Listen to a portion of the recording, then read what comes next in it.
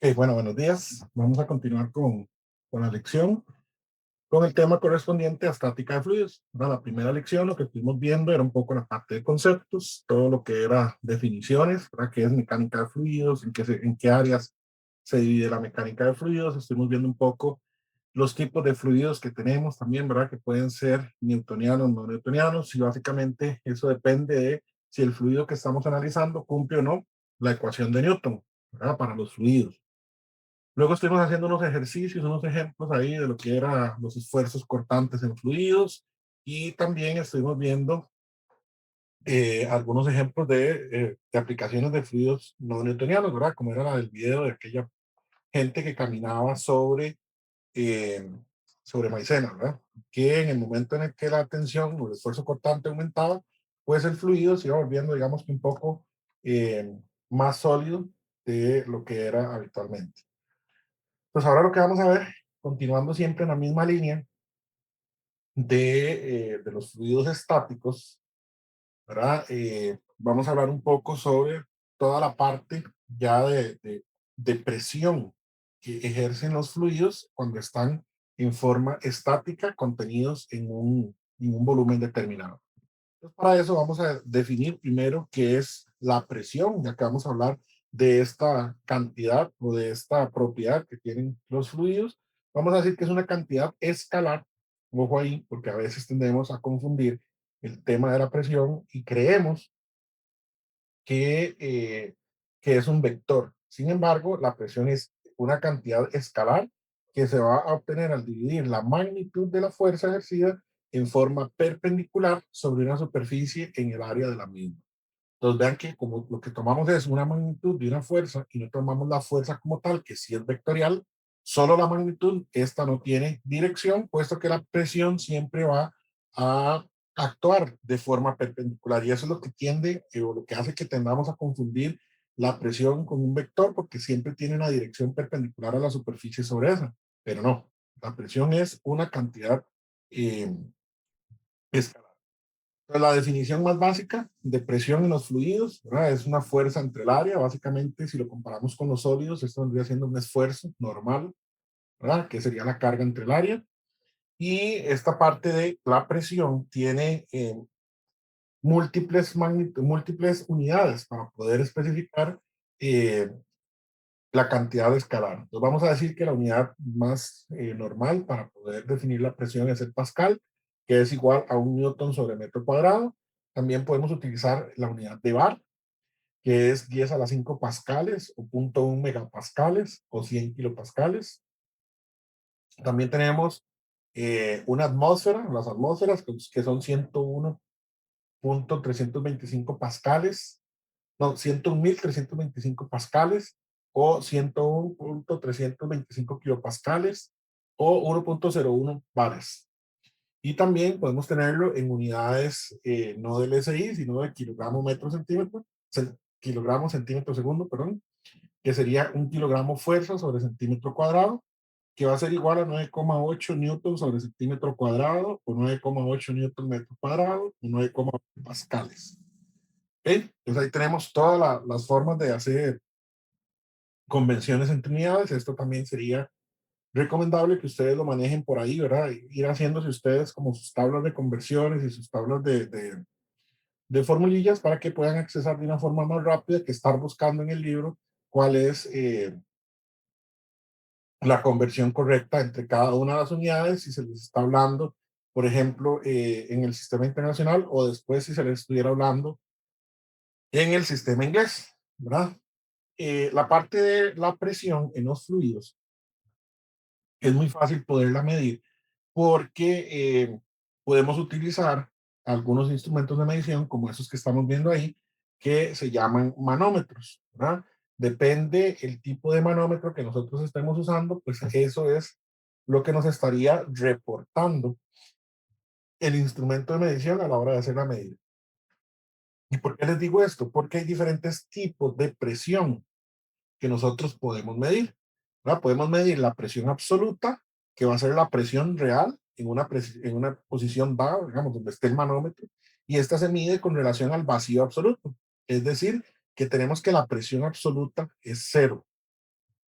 Luego tenemos la presión manométrica, que va a ser la diferencia entre la presión absoluta y la presión atmosférica local.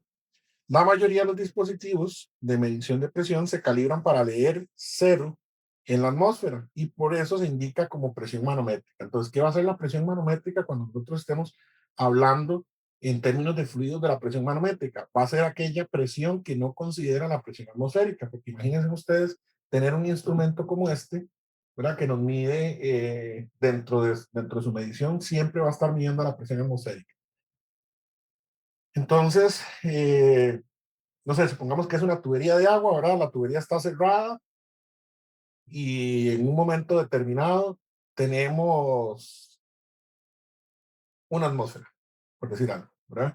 Y después cargamos la tubería, tenemos una bomba ahí, cargamos la tubería, la presión va a aumentar, la presión atmosférica más lo que cargó la bomba. Entonces nosotros tendríamos que estar haciendo restas, ¿verdad? Bueno, yo antes tenía una atmósfera y ahora le metí tanto y entonces lo que tengo, realmente lo que aumenté fue tanta proporción, ¿verdad? Entonces eso haría que el proceso de medición sea muy complicado. Por eso es que este tipo de instrumentos se llaman manómetros porque no consideran la presión atmosférica dentro de su medición. Es decir, cuando estos están en cero, realmente lo que están midiendo es la presión, únicamente la presión atmosférica.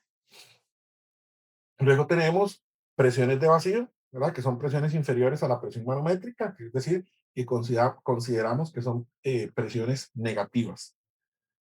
La presión P, así es como vamos a denotar la presión, ¿verdad? Con la letra P mayúscula, denotará únicamente la presión absoluta, ¿ok? A menos de que se especifique lo contrario, o sea, solo la letra P va a ser la presión absoluta. Entonces aquí tenemos un grafiquillo que nos va a decir qué es la presión absoluta. Entonces vean las referencias que tenemos aquí para poder entender esto, ¿verdad? Tenemos aquí que la presión absoluta en este punto es igual a cero, ¿ok? Luego decimos que en este punto de acá, bueno, en esta línea roja, es la presión atmosférica, ¿ok? Esta es la presión atmosférica. Y luego, si nosotros consideramos la presión atmosférica y la presión manométrica, vamos a tener la presión absoluta. En este punto de aquí, pues es una presión de vacío, por eso es que esa presión está hacia abajo para poder obtener la presión absoluta. ¿Okay? Entonces tenemos la presión atmosférica y vean que la presión absoluta va a ser la presión atmosférica más la presión manométrica. En este caso, en donde no hay presión de vacío. Si tenemos presión de vacío, pues empezamos con la presión atmosférica y restamos una presión de vacío para obtener la presión absoluta. ¿Ok? Entonces ahí es como podemos obtener esos resultados. Y aquí, bueno, aquí es cuando tenemos una presión absoluta de cero, bueno, no tenemos ninguna medición, es presión cero y empezamos a hacer las mediciones. Entonces, presión atmosférica más manométrica nos da la absoluta. Si nos dan la absoluta y restamos la manométrica, tenemos la atmosférica, ¿verdad? Entonces, eso nos permite poder hacer ahí eh, algún tipo de operaciones. Ahora, dice que solamente la letra P va a denotar la presión absoluta. ¿Okay? Esta presión que vemos aquí la podemos denotar solo con la letra P, a menos de que se especifique lo contrario. Entonces, para poder decir nosotros que estamos hablando de una presión manométrica, lo vamos a hacer de esta forma que está acá. ¿Okay? Entonces, generalmente, podemos indicarlo tal cual está aquí, ¿sí? Presión manométrica, o únicamente una P con un subíndice G. ¿Sí? Una P con un subíndice G va a decir que estamos hablando de presión manométrica. ¿Okay? Y esta otra forma de denotar la presión que estaríamos hablando, que es la presión atmosférica. Bueno, solamente una letra P nos dice que estamos hablando de la presión absoluta. ¿Okay? Es importante tenerlo claro porque si no decimos dentro, digamos, si a nosotros llegan y nos dicen, calcule la presión manométrica del siguiente ejercicio, y resulta que nosotros damos el resultado como solamente una P, estamos cometiendo un error porque estamos dando como resultado la presión absoluta. Aunque usted haga bien todo el resultado, ¿verdad? La respuesta la dio mal. Entonces, ojo ahí, si estamos hablando de presión manométrica, vamos a hacer una P con un subíndice G o vamos a especificar, así como está ahí encerrado en el circulito, ¿verdad? Entonces, gauge es manómetro. Ok, entonces ahí tenemos las formas de poder calcular esos tipos de presiones. Ahora estuvimos diciendo que la presión actúa de forma perpendicular siempre a la cara sobre la que está actuando esa presión. Entonces vamos a ver aquí cómo es que las fuerzas actúan sobre un elemento de fluido que va a tener una forma de cuña. Entonces vamos a partir de ese ejemplo que tenemos ahí, un fluido en forma de cuña, vamos a pasarnos por ahí a la pizarra y vamos a ver cómo va a actuar la presión sobre un elemento fluido que tiene forma de cuña. Básicamente el ejemplo se hace que tiene forma de cuña porque todas sus caras tienen un tamaño diferente. Entonces vamos a ver qué es lo que va a pasar en este tipo de elementos. Eso es como si fuera una partícula de fluido, ¿verdad? Entonces, lo primero que dijimos es que sobre este elemento que tenemos acá va a actuar una presión sobre todas sus caras de forma perpendicular a la cara, ¿verdad? Eso quiere decir que yo voy a tener, ¿ok? Entonces vamos a tener presiones actuando sobre cada una de sus caras de forma perpendicular, ¿verdad? Entonces vamos a suponer que aquí tenemos una presión 1, y tenemos una presión 2 y aquí tenemos una presión 3 actuando sobre cada una de esas caras, ¿verdad? Entonces lo que vamos a hacer es hacer un balance de fuerzas para poder ver el comportamiento que tendrían esas presiones o esas fuerzas sobre cada una de esas caras. Entonces, lo primero que tenemos que hacer para poderlo pasar de una presión, ¿verdad? Recordar que eso sería igual a fuerza entre área, entonces vamos a dejarlo en términos de una fuerza diciendo que sería igual a la presión por el área. ¿Ok? Entonces, si yo tengo por acá esta cuña y me están diciendo que el eje, los ejes que estoy usando son en Z y en X, y me dicen que un delta Y es igual a 1, es decir, es lo que sale de la pizarra, ¿verdad? Es como si fuera una cuña rectangular, sale una unidad. Entonces voy a considerar pequeños diferenciales de esta cuña, ¿verdad? Voy a tener un pequeño diferencial aquí, un delta X, y aquí voy a tener un delta Z. Y ya conozco también el delta Y, que es el que sale. Entonces, para poder pasar esa fuerza, esa presión 1 a fuerza 1, ¿no? La presión 1, convertirla de aquí a una fuerza 1, lo que voy a decir es que esa fuerza 1 va a ser igual a la presión 1 por cuáles elementos. Bueno, si tengo aquí la altura, ¿verdad? Sería un delta Z. ¿Y cómo hago para calcular el área sobre la que actúa esa presión 1? Pues sería la altura por el ancho, ¿verdad? Y el ancho sería delta Y. ¿Okay? Esa es el área sobre la que actúa esa presión. Ahora vamos a verlo en esta área de aquí abajo, ¿verdad? Que sería para calcular esa fuerza 2. Sería igual a la presión 2 por, ya sé que todo el ancho de acá, lo que estoy considerando es un pequeño diferencial en X, ¿verdad? Entonces sería un delta X. Y de la misma forma, pues tendría que considerar la porción del elemento que se sale, que sería un delta Y. ¿Ok? Y ahora sería esta sección de acá, ¿verdad? De la cuña, que sería para calcular esa fuerza 3, que sería igual a la presión 3 por, y ojo que todo este tramo de acá se llama L, ¿ok? Entonces sería L por la porción también que sale, que sería delta Y, ¿ok? Entonces ya yo aquí tengo definido quién sería esta fuerza 3, quién sería esta fuerza 2, quién sería esta fuerza 1. ¿Ok? Entonces ahora sí, ya que las fuerzas son conocidas, ya no lo tengo en términos de una presión, pues entonces ahora sí puedo hacer como primer paso suma de fuerzas, ¿verdad? En X. Decimos que la suma de fuerzas en X sería igual a la masa por la aceleración. que va a ser igual a cero porque son estáticos, ¿no? Entonces vamos a decir que es la suma de fuerzas en X igual a cero. ¿Ok? Entonces, empezamos con las componentes en X, ¿verdad? Entonces tenemos la primera componente en X sería la fuerza 1, ¿ok? Luego de la fuerza 1, el siguiente elemento que vamos a tener por ahí sería la fuerza 3, ¿verdad? Menos la fuerza 3 por el seno de ese ángulo que me están diciendo que está en esta proporción de aquí. ¿Ok? Entonces sería la fuerza 1 menos esta proporción de la fuerza 3 en X, ¿verdad? Que sería la fuerza 3 por el seno del ángulo. Ya no tengo más fuerzas en X, entonces esto sería igual a cero. ¿Ok? Luego voy a hacer suma de fuerzas en Z, igual a la masa por la aceleración, pero como es estático, lo vamos a hacer igual a cero. Entonces, empezamos viendo cuáles son las proporciones que tengo en el eje Z.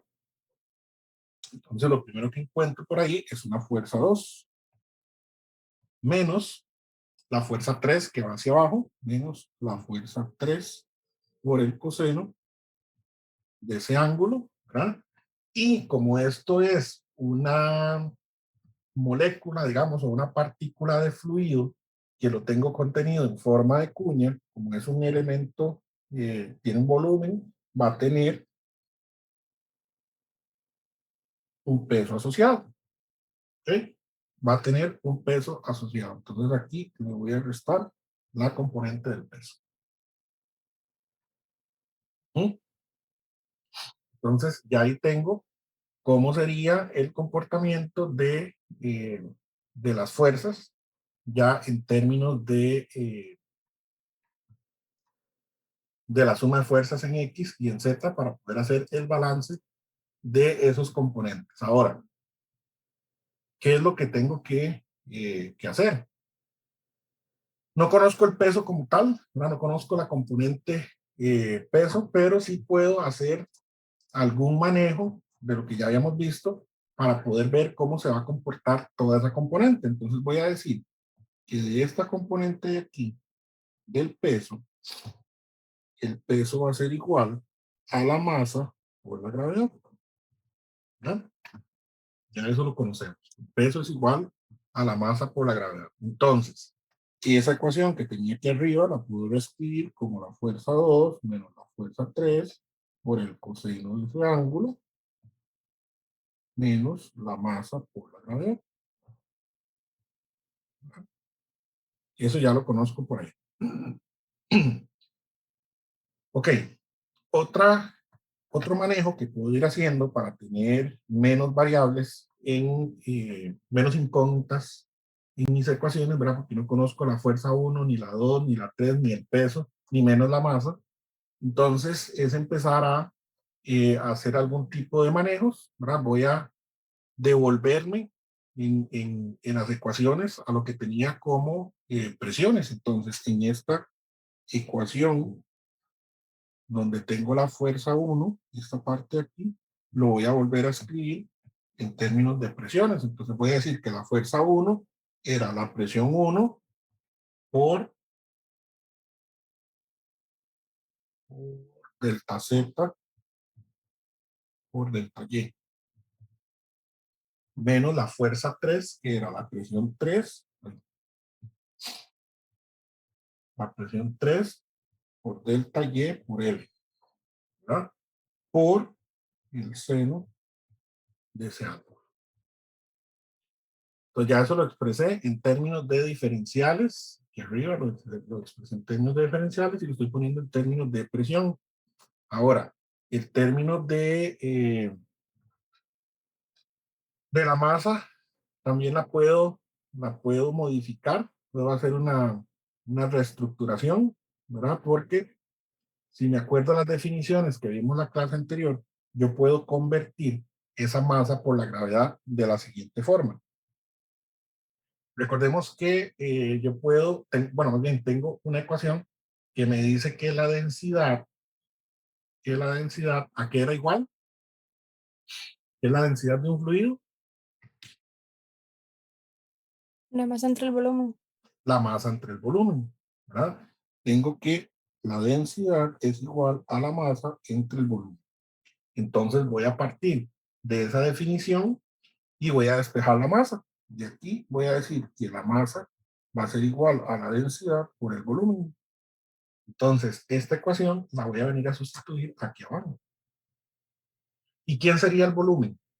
Si yo digo que la densidad es igual a la masa por el volumen. Bueno, vamos a ver quién sería el volumen. Pues básicamente el volumen de esta cuña sería el delta X, el delta Y por el delta X por el delta Z. ¿Verdad? Eso me da el volumen de toda la cuña. El volumen sería igual a delta X por delta Y por delta Z. ¿Ok? Entonces, de ahí ya obtengo cuál es el volumen que tiene mi elemento. Ahora, ¿qué otro manejo podría hacer?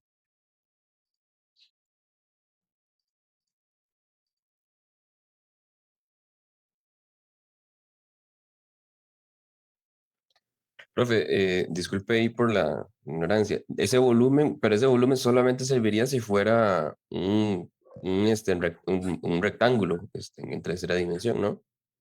Habría que hacer delta Y, perdón, delta Z y delta X dividido entre dos para que se haga primero el área del triángulo y después sacar el interior. Exactamente. Mm. Pues ahí voy. Porque ahora lo que tengo que hacer, vamos a ver exactamente lo que dijo ¿quién fue? David, Carlos. Pues ya, pues, Ujú. Carlos, efectivamente, ¿verdad? Para poder obtener cuál es el área de este triángulo, más bien para obtener el volumen, hay que obtener el área del triángulo y multiplicarlo por el delta Y. Entonces, lo que voy a hacer es convertir ya ahora sí en esta ecuación de aquí abajo lo que tengo aquí era la forma general, ¿verdad? Indistintamente, digamos, si era rectangular o si fuera triangular. Es nada más como la definición de cómo podría calcular el volumen. Ahora, para poder calcular el volumen, vamos a decir que es el área de la base por la longitud. Entonces, ahora sí, voy a hacer la conversión también de esta ecuación de aquí en términos de presiones. Entonces, voy a decir que eso sería la presión 2 que era delta X por delta Y, ¿verdad? Menos la presión 3 por delta Y por L, ¿verdad? Delta Y aquí, la presión 3 delta Y por delta L, por el coseno del ángulo, menos, y ahora sí, voy a decir que es la densidad por la gravedad por el área de la base, ¿verdad? Delta X por delta Z por la profundidad. ¿Verdad? Base por altura dividido entre 2, ¿verdad? El área de ese triangulillo, por delta Z, que me da ya la profundidad, por la densidad, por la gravedad, ya me da cuál es el comportamiento de ese volumen que contengo de fluido. ¿Ok? Y eso igualado a cero. ¿Ok? Entonces, un medio que tenemos acá fue por lo que nos dijo Carlos, ¿verdad? Ah, pero es que ahí lo que tenemos asociado es el área de un triángulo, claro, pero es que esta definición que estábamos poniendo aquí era nada más considerando cómo calculaba yo el volumen de un elemento, digamos que no fuera esférico, ¿verdad? Entonces por eso nos aparece ese un medio por ahí. Ahora, nótese que la cuña es un triángulo rectangular, ¿verdad? Es una pirámide, ¿verdad? Es una cuña. Entonces vamos a decir que de esa definición que tenemos ahí, ese delta X lo podemos expresar como L por el coseno del ángulo. ¿Verdad? Este delta X que tenemos aquí lo podemos expresar en términos de esta longitud y el coseno de ese ángulo, ¿verdad? Y podemos hacer lo mismo con esta delta Z de aquí. Podemos expresarlo en términos de SL. Entonces vamos a decir que delta Z es igual a L por el seno de ese ángulo.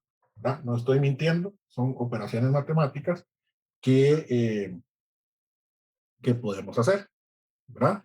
Entonces, ahora, si yo digo que esta condición de aquí se puede considerar, ¿verdad? Y tomo la suma de fuerzas en X y la suma de fuerzas en Y, entonces eso me va a quedar la presión 1 por delta Y delta Z menos la presión 3 por delta Y por delta Z igual a 0 y la presión 2 por delta Y por delta X menos la presión 3 por delta Y por delta Z X, ¿no?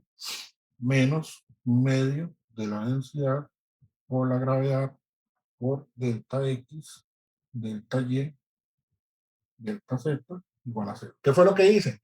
Que en las ecuaciones donde tenía aquí, por ejemplo, la presión 3 por delta Y por L coseno, entonces yo dije que L coseno era delta X, L coseno es delta X, entonces en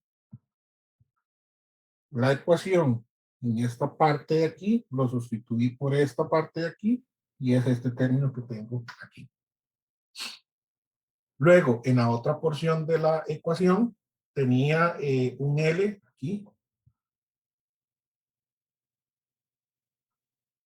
un L seno del ángulo, ¿verdad? Entonces, ese L seno del ángulo, dije que era esta proporción de aquí, y por eso es que tengo aquí un delta Z. ¿Está claro?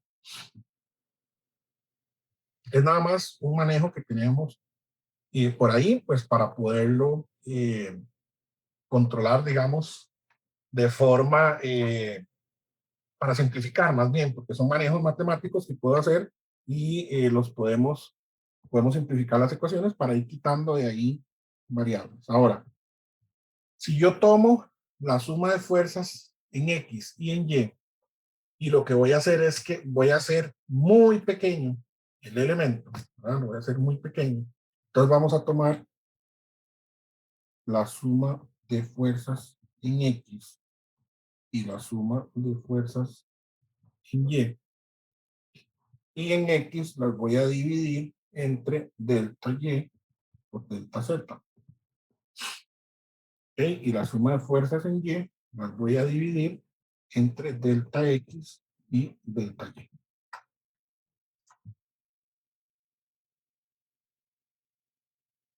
¿Okay?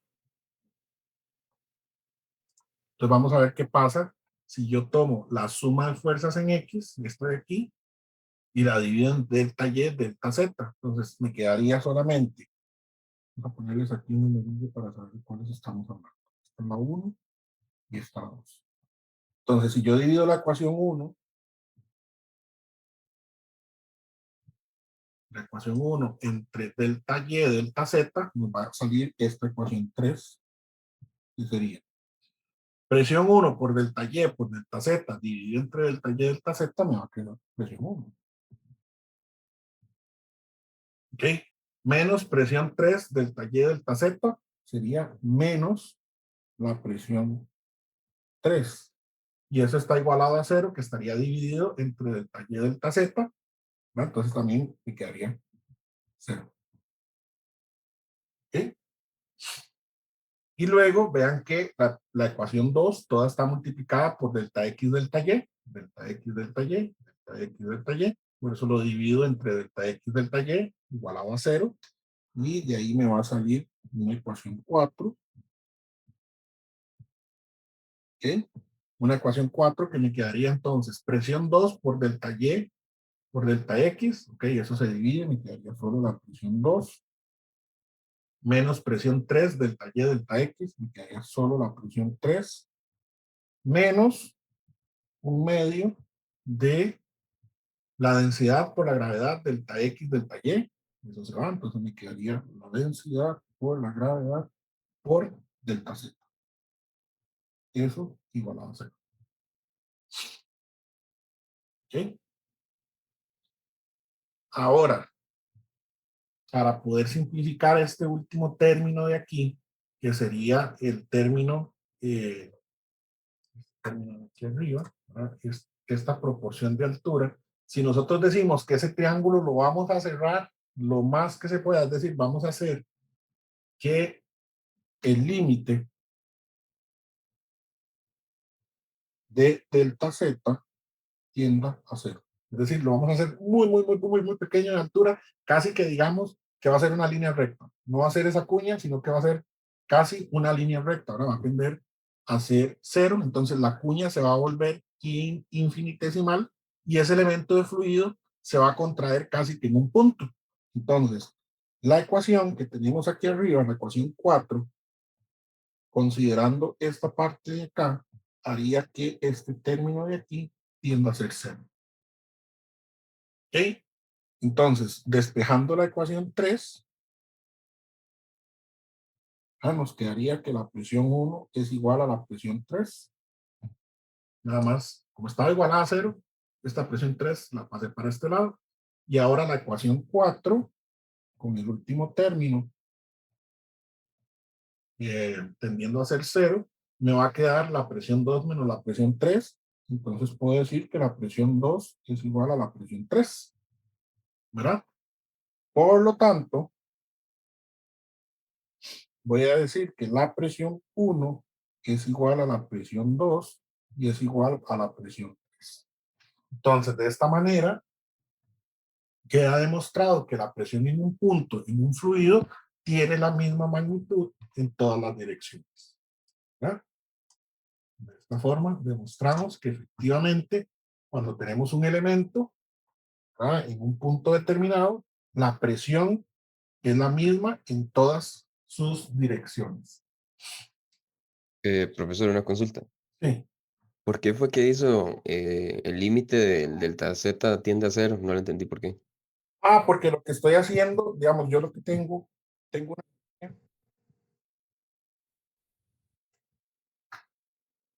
una cuña aquí, ¿verdad? Con un ángulo y determinado. Entonces lo que voy haciendo es que cada vez esa cuña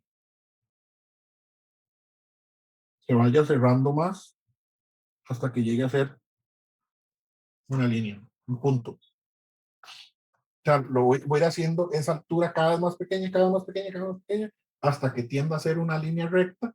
Y entonces al ser una línea recta, no existe delta z. Bueno, tiende a ser cero, tiende a ser muy pequeño.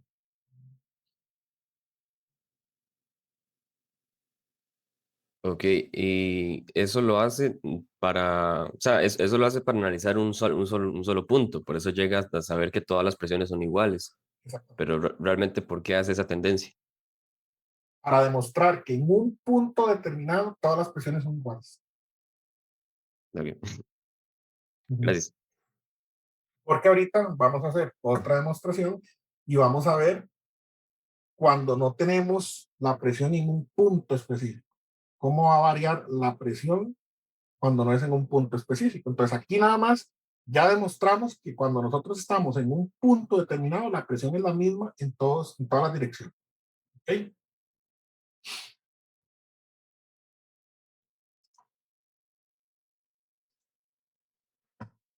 Entonces vamos a pasarnos un momento a la acción. Ahí vimos cómo actúan las fuerzas.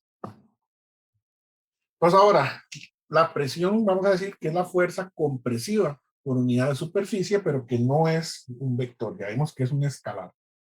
La presión en cualquier punto en un fluido va a ser la misma en todas las direcciones. Ya vimos la demostración de eso.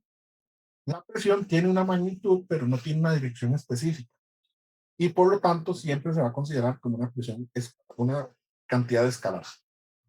Entonces, esto es lo que acabamos de demostrar, ¿verdad? Digamos que partimos de una cuña, pero cuando empezamos a hacer ese delta Z tan pequeño, fue aproximarlo como a este punto de acá. Entonces, todas las presiones que sienten ese punto pequeño de ahí van a ser la misma en todas las direcciones. ¿Ok? Eso cuando tenemos un solo punto, pero ¿cómo es que realmente va a variar la presión con respecto a esa altura delta Z que yo hice que tendiera a ser cero? ¿Cómo va a variar la presión con respecto ahora a la profundidad? Entonces ahora vamos a ver a partir de ese diagrama de cuerpo libre, si no hacemos esa altura delta Z que tenemos aquí, si no tiende a ser cero, sino que la consideramos como un delta Z como tal, ¿cómo nos va a afectar a nosotros en la estimación de la presión. Entonces, esta parte de aquí le puede responder a Carlos la duda de por qué es que, o para qué era que hacíamos ese delta Z tan pequeño, era para ver cómo variaba solo en un punto. Y ahora vamos a hacer la demostración cuando tenemos una altura que no tiende a ser muy pequeña.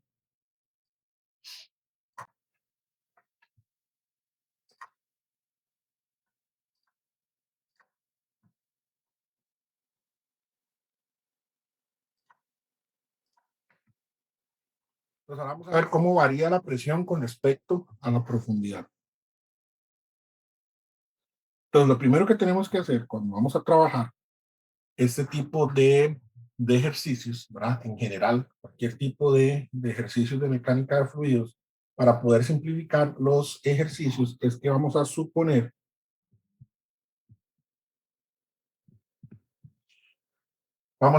que la densidad del fluido es constante.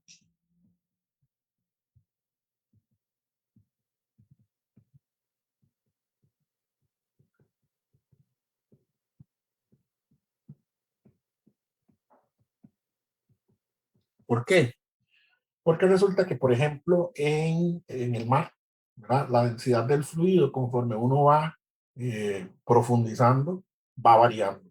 Es diferente en la capa próxima a la superficie que lo más profundo del mar. Entonces, vamos a suponer siempre, aunque tengamos un tanque, tengamos una piscina, cualquier contenido, que la densidad de ese fluido va a ser constante en ese volumen que tenemos contenido.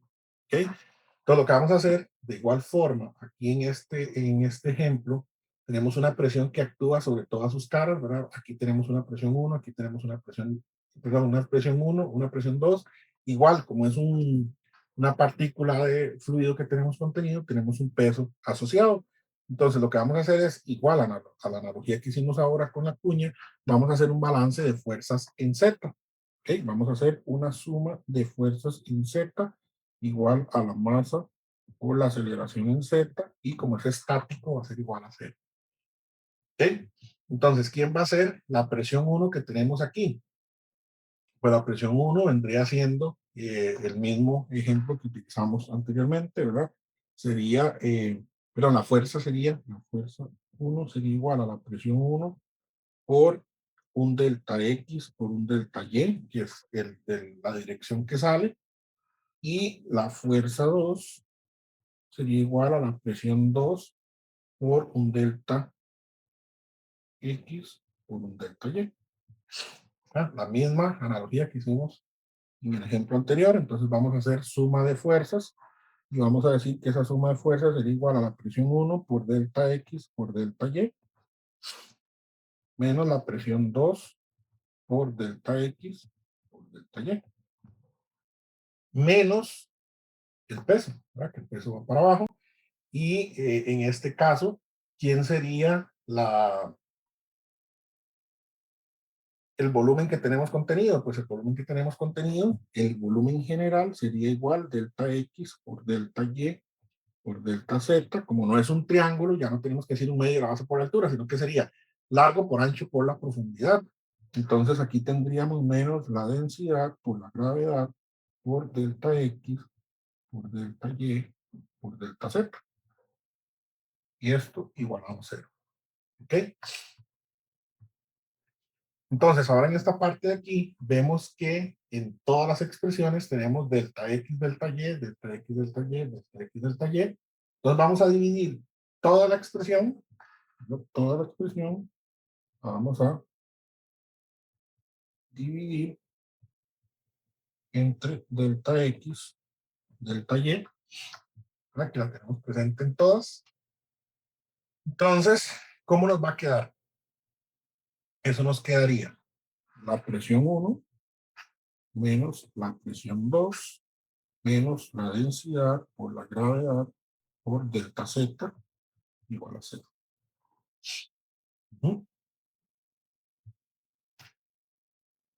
Entonces, esta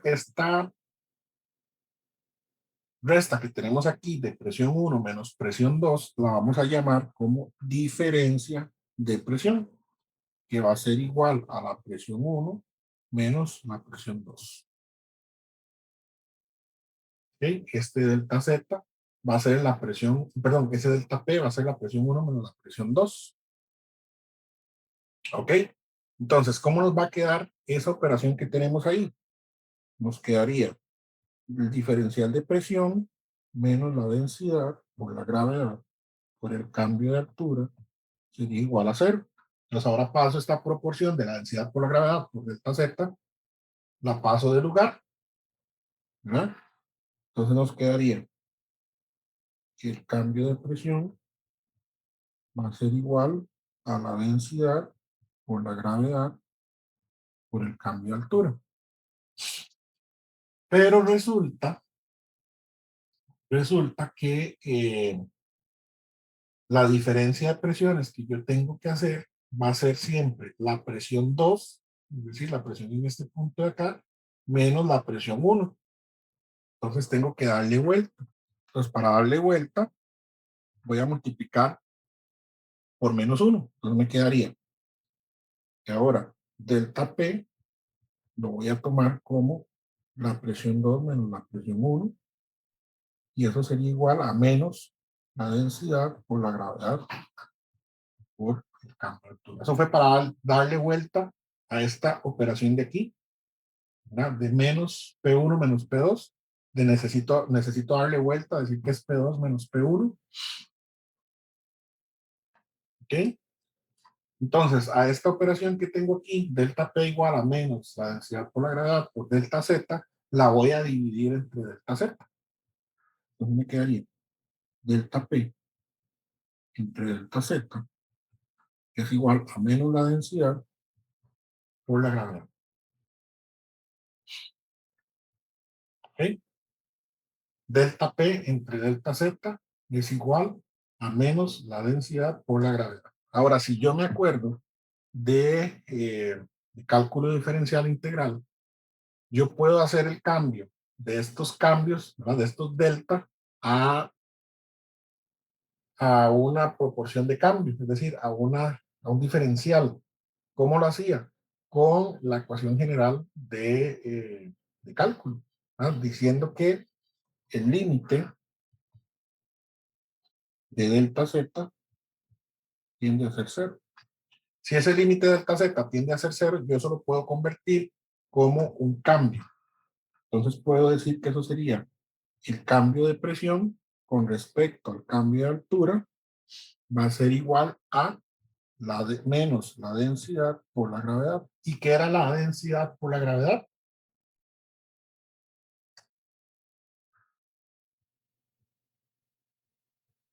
El volumen. La masa. No, perdón, mentira.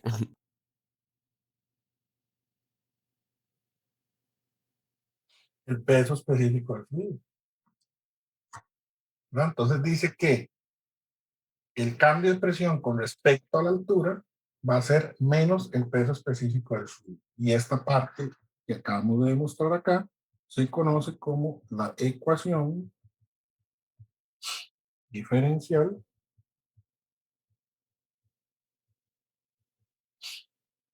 de hidroestática.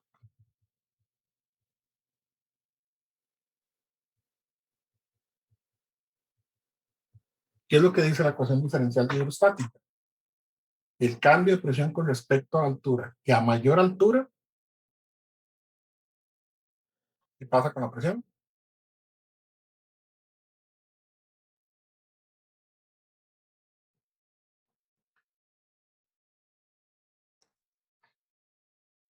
Mayor altura la presión disminuye.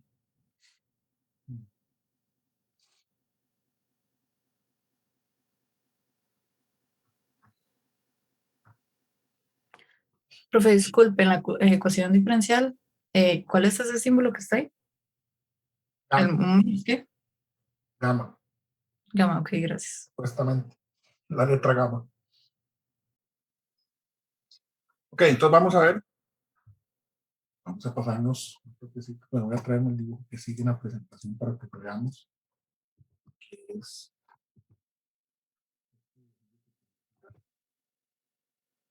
va a ir variando la presión conforme variando la altura. Lo que la ecuación diferencial de la hidrostática dice es que conforme aumenta esta altura, aumenta la presión. ¿Sí? Y básicamente la presión en un punto determinado va a ser el peso del fluido, peso específico del fluido que lo contiene. Entonces nosotros vamos a decir, lo vamos a ver como presiones diferenciales en dos puntos, ¿verdad? Es decir, lo que nosotros dijimos anteriormente, que teníamos como un delta P, ¿verdad? Que vamos a decir que eso es igual a una presión abajo, ¿verdad? La presión de este punto de acá, menos la presión en un punto arriba. Y arriba puede ser un punto acá, puede ser un punto acá, puede ser este de aquí arriba, como queramos, ¿verdad? Siempre considerándolo como un punto arriba. Y ese diferencial de presión nosotros habíamos dicho que era el peso específico del fluido por delta Z. ¿Ok?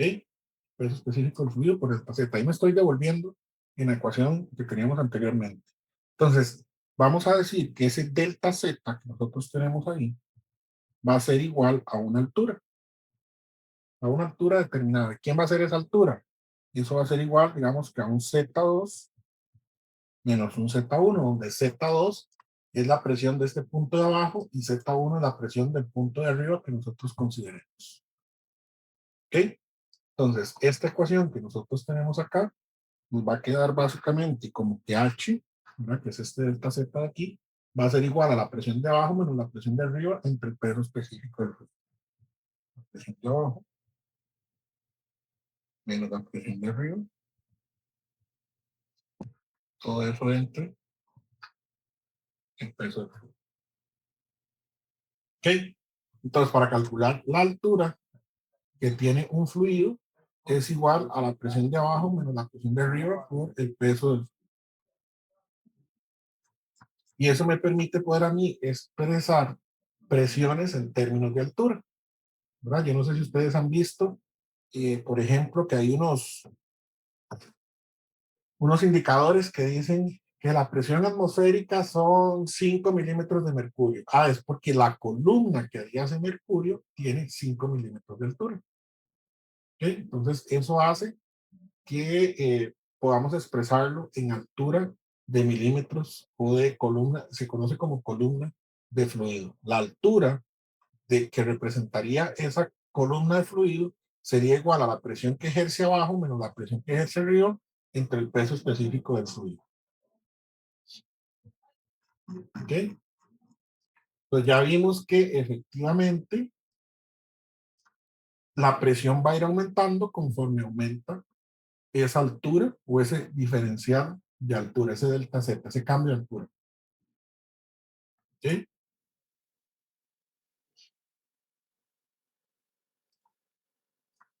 Entonces tenemos que de este diagrama del cuerpo libre de un elemento de fluido rectangular en equilibrio podemos demostrar que la presión va a ir aumentando conforme aumenta la altura. Entonces, ojo aquí, porque aquí ya combinamos este diagrama de cuerpo libre con el de la cuña que hicimos anteriormente cuando hacíamos que delta Z tendiera a ser cero. Cuando tendíamos a hacer cero ese delta Z de esa cuña, dijimos que el punto es el mismo en esa línea recta. Entonces, eso quiere decir que en esta cara de aquí, como es una línea recta, toda la presión que siente esa cara va a ser la misma en todo el punto. A lo largo de esta superficie de aquí, toda la presión va a ser la misma porque está al mismo nivel. Esta de aquí abajo también va a sentir toda la misma presión a lo largo de toda la cara. Pero en estas caras laterales, como acabamos de ver que la presión aumenta conforme aumenta la altura, vemos que la presión va a ir aumentando conforme vamos bajando. ¿Ok? Eso es lo que acabamos de demostrar con los dos ejemplos que vimos. Y decimos que la presión de un fluido en reposo va a aumentar con la profundidad como resultado de que se va añadiendo más peso del fluido. En este punto de aquí,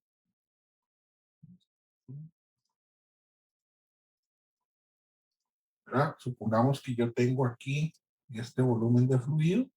Ese tiene un peso determinado, pero si yo le añado un poco más de volumen, pues eso va a tener un peso extra, ¿verdad? Que es esta proporción que tenemos acá.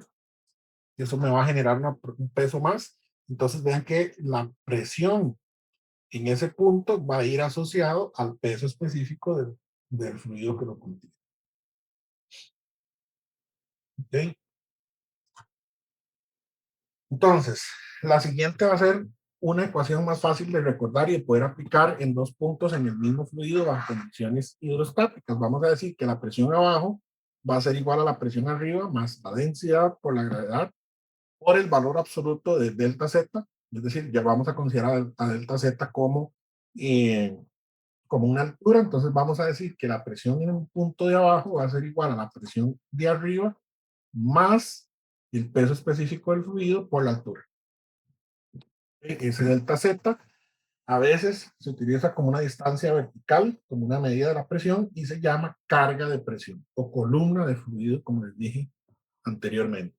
Entonces vamos a ver un ejemplo base de esta parte de acá. Dice, ¿cuánta altura puede elevar una bomba a un fluido si su presión de descarga, es decir, la presión que ejerce la bomba en este punto de aquí, son 4 bares? Entonces nos están diciendo que el fluido que vamos a descargar, digamos que es agua, nos dicen que es agua a 20 grados Celsius, entonces nos dan el peso específico del agua a 20 grados Celsius, decimos que eso es igual a 9,79 kilonewton por metro cúbico. ¿Ok? Esta parte que nos están dando aquí, la presión de descarga, es la presión que tenemos en este punto de aquí menos este punto de aquí, es decir, es delta P. Entonces, lo que nosotros vimos en la ecuación anterior era que delta P o la presión de abajo menos la presión de arriba entre el peso específico es igual a la altura. Nos están preguntando que cuál es la altura máxima que puede elevar esa bomba.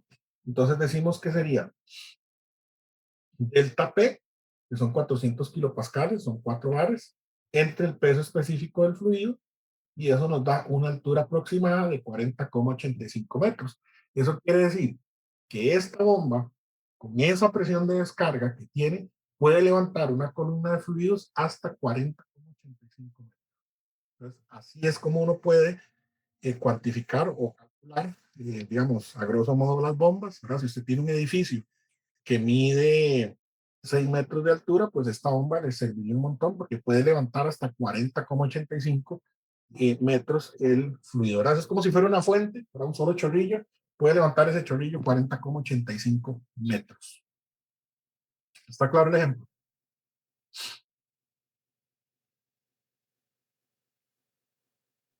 Profe, ¿puede poner un momento la diapositiva de la ecuación, por favor? ¿De la qué? Ah, de la ecuación. Ajá, la anterior. Listo, gracias.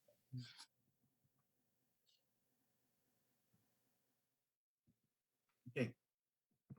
Entonces, decimos que si se toma un punto 1 en la superficie libre de fluido que está abierta a la atmósfera, donde la presión es la atmosférica, entonces la presión a una profundidad H, a partir de la superficie libre, vamos a decir que la presión atmosférica, recordemos que solo la P era la presión absoluta, que era igual a la atmosférica más la carga de fluido. ¿Ok? Pues vamos a decir que a partir de un nivel de referencia, en donde ya sabemos que lo que tenemos arriba es la presión atmosférica, que no nos sirve estarla midiendo, vamos a decir que la presión manométrica de un fluido o de una columna de fluido va a ser igual al peso específico del fluido, es decir, la densidad por la gravedad, por la altura de esa columna de fluido. Es decir, la presión manométrica en un volumen contenido de fluido que está abierta a la atmósfera va a ser igual a la densidad por la gravedad por la altura de la columna de fluido. ¿Ok? Para poder calcular la presión manométrica. Pues vamos a decir que los líquidos son sustancias incompresibles, es decir, no se pueden comprimir como si lo hacen los gases, y que la variación de su densidad con la profundidad va a ser despreciable. Por eso es que vamos a considerar, siempre que realicemos trabajos en mecánica de fluidos con líquidos, vamos a decir que su densidad es constante a lo largo de todo el estudio.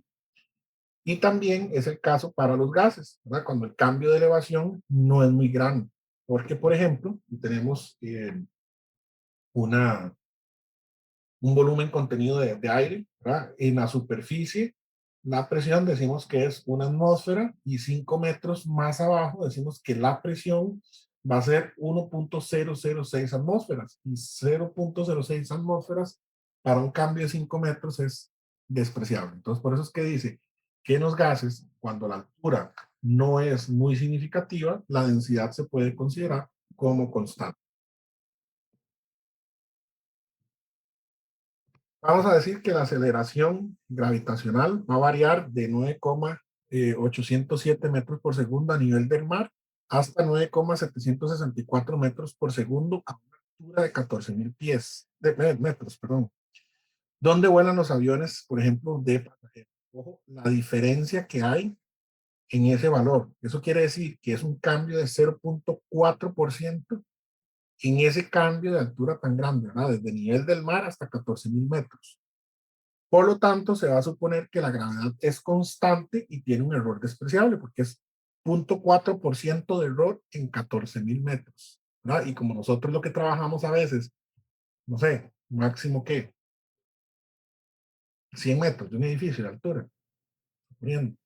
Por eso es que se dice que la gravedad se va a mantener constante. ¿Ok?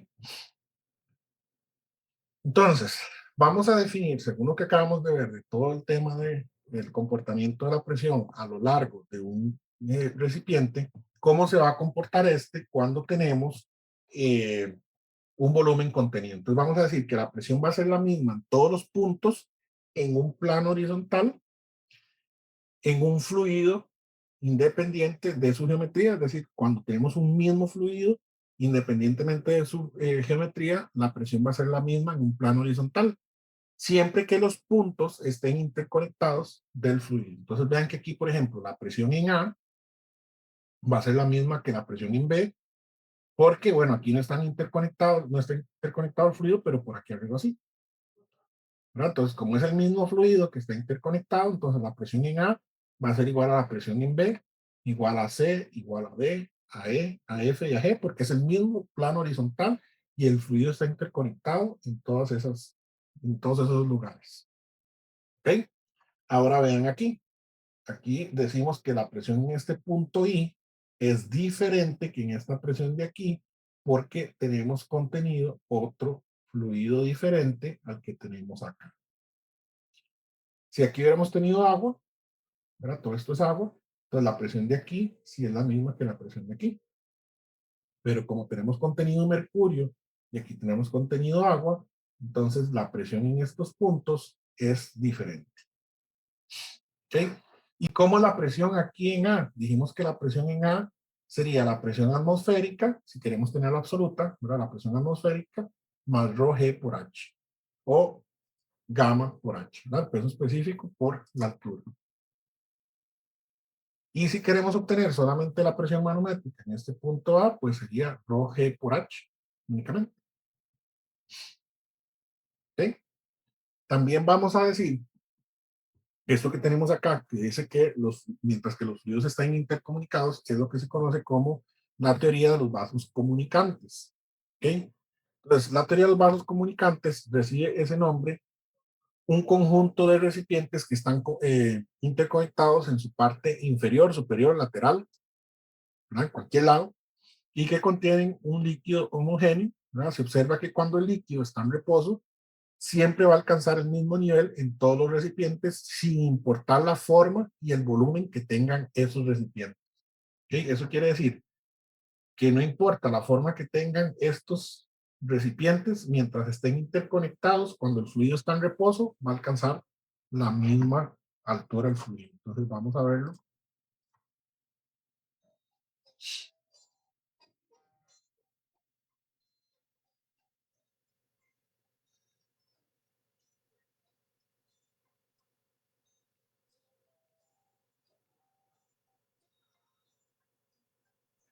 ¿Ven?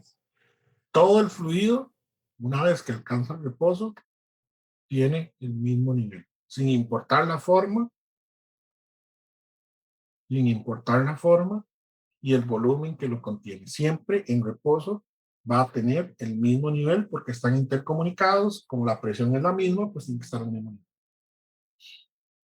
Vamos a ver este otro lado derecho.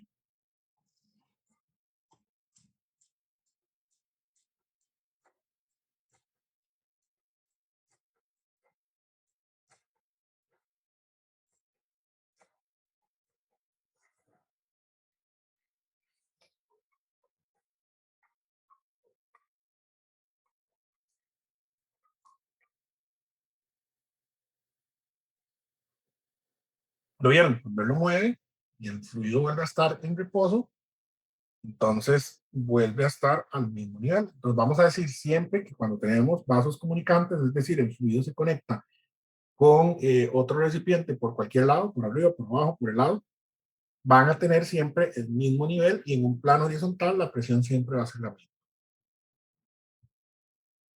¿Preguntas hasta ahorita? Todo claro, profe. Ok, ven que ya a este punto vamos manejando mucho concepto, ¿verdad? Entonces, esperaría que ustedes estén pues por ahí repasando ya lo que vimos la clase anterior, más lo que vimos esta clase, ya va sumando como mucho concepto que tienen que dominar en el futuro. Entonces, si se pegan ahí la repasadilla, marquen conceptos, digamos, como que es, cuál es la definición de peso específico, cuál es el valor del agua a un dado, una temperatura determinada, ¿verdad? 4 grados Celsius. Y por ahí les dejé también una tarea de poner un recipiente a congelar para que vieran cómo se comportaba. Pero todos esos conceptos ya tienen que dominarlos. Entonces vamos a ver ahora lo que es la ley de Pascal, ¿verdad? Que se utiliza mucho en mecánica de fluidos en la parte estática y dice que una consecuencia de que la presión en un fluido permanezca constante en una dirección horizontal se conoce como la ley de Pascal, en honor a la persona que estableció, que dijo que era, perdón, que era Blaise Pascal, y dice que la presión aplicada a un fluido confinado aumenta la presión en toda la extensión en la misma proporción. Y eso se utiliza mucho en este tipo de elementos. Lo que quiso decir Pascal es que la presión en este punto, en un plano horizontal, siempre y cuando los vasos estén comunicados, ¿verdad? Va a ser la misma en el plano horizontal, sin importar cuál es el volumen que contenga el recipiente, ¿verdad? Básicamente lo que vimos anteriormente es lo que dice Pascal. Entonces, a esa relación de área que tenemos aquí del área 2 entre el área 1 es lo que se le conoce en la ley de Pascal como ventaja mecánica ideal del elevador hidráulico. Entonces, de esta forma nosotros podemos saber cuál es la fuerza que tengo que aplicar acá para llevar al mismo nivel este elemento que tenemos acá. ¿Verdad? Entonces, esa relación de A1 entre A2, por eso se llama ventaja mecánica, es lo que me va a decir a mí cuál es la proporción que tendría que aumentar esa sección de ahí.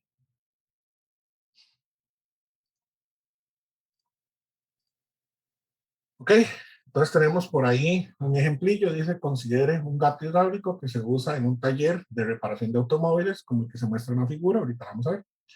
Los émbolos tienen un área 1 de 1 centímetro cuadrado y un área 2 de 0.04 metros cuadrados.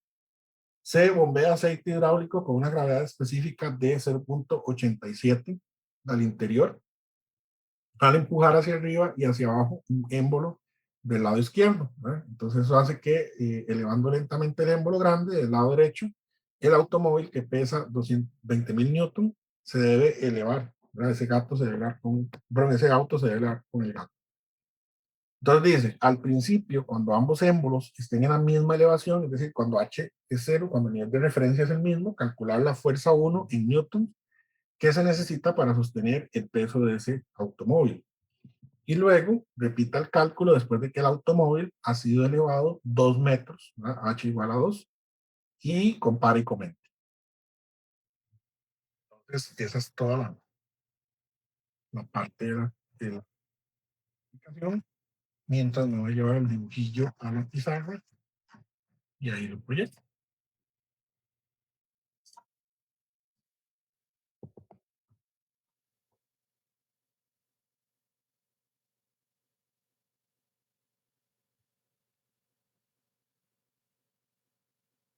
Ok. Entonces, vamos a ver qué nos decían a nosotros en el enunciado, dice un gato hidráulico que se usa en el taller. El émbolo A1 tiene un área de 1 centímetro cuadrado y el A2 tiene un área de 0.04 metros cuadrados. Tenemos la gravedad específica y tenemos que H es 0. ¿Ok? Entonces vamos a decir que 1 centímetro cuadrado es igual a 0.0001 metro cuadrado, para dejar todo en las mismas unidades. Y después nos decían que la fuerza que tenemos aquí es igual a 20 kilonewton, ¿no? 20.000 newton. Esa es la fuerza que tenemos ahí. Entonces la pregunta nos decía, al principio cuando los dos émbolos están a la misma altura, es decir, esta H que tenemos acá es 0,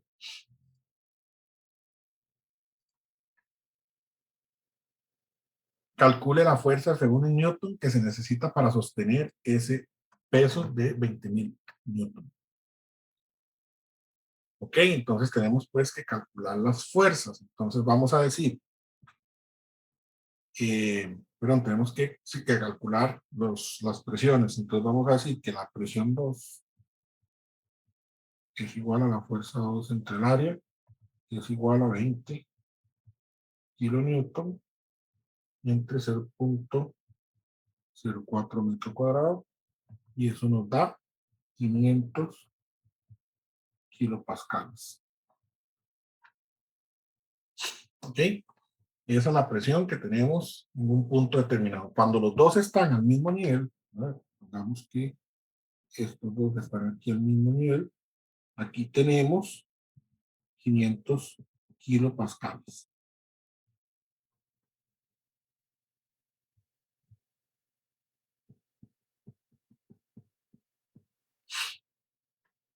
Por lo tanto, al tener aquí 500 kilopascales, lo vamos a tener aquí también, ¿verdad? Entonces podemos decir que la presión en el punto 2 es igual a la presión en el punto 1, porque los vasos están comunicados y estamos en el mismo plano horizontal.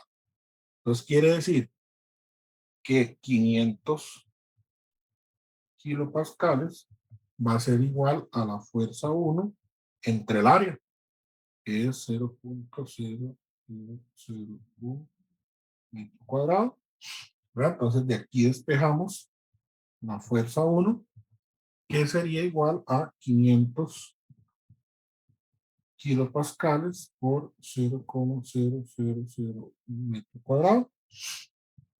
Eso quiere decir que tenemos que la fuerza 1 es igual a 50 newton.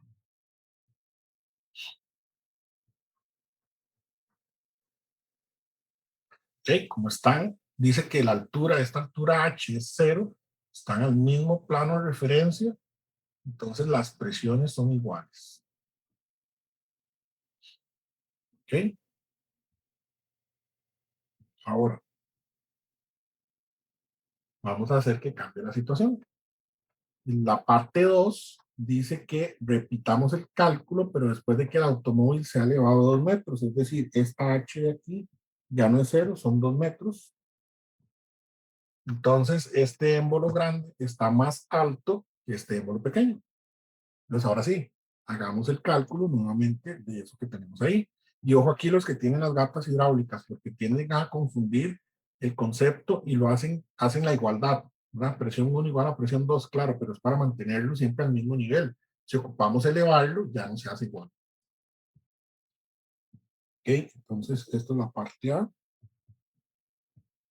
Vamos a hacer la parte B. Entonces, vamos a decir que la presión en el punto 1, que es este émbolo pequeñito, la presión en el punto 1 va a ser igual a ¿qué? Esta presión del punto 2 está más alta, ¿no? Entonces, para alcanzar este punto de referencia aquí, con respecto a este otro de aquí, tenemos que bajar todo esto de acá, ¿verdad? Entonces, para bajar de aquí a aquí, e igualar esas presiones, vamos a decir que la presión 1 va a ser igual a la presión 2 y tengo que agregar toda esta columna de fluido. Toda esa columna de fluido es rho GH. Rho GH, ¿verdad? Ahora les pregunto, ¿entre P2 y rho GH va un más o va un menos? Va aún más, ¿Por qué? porque a mayor altura, mayor presión. Exacto, ¿verdad? A mayor altura, mayor presión, y como vamos bajando, la altura va aumentando, y por lo tanto, la presión va aumentando. Entonces, la presión en el punto 1, para llegar a este punto de acá, sería la presión en el punto 2, más rho GH, que es la columna de fluido que tengo ahí contenido. ¿Ok? Pues ahora sí, puedo decir que la presión 1 va a ser igual a la presión 2, que ya la calculé, que eran 500 kilopascales, porque igual tengo que levantar ese vehículo de 20 kilonewton en esta área de 0.04, porque eso no me ha cambiado, más, más rho por G, rho por G por H, pero no me están dando rho, me están dando 0.87, que es la gravedad específica. ¿Qué hago yo con ese dato?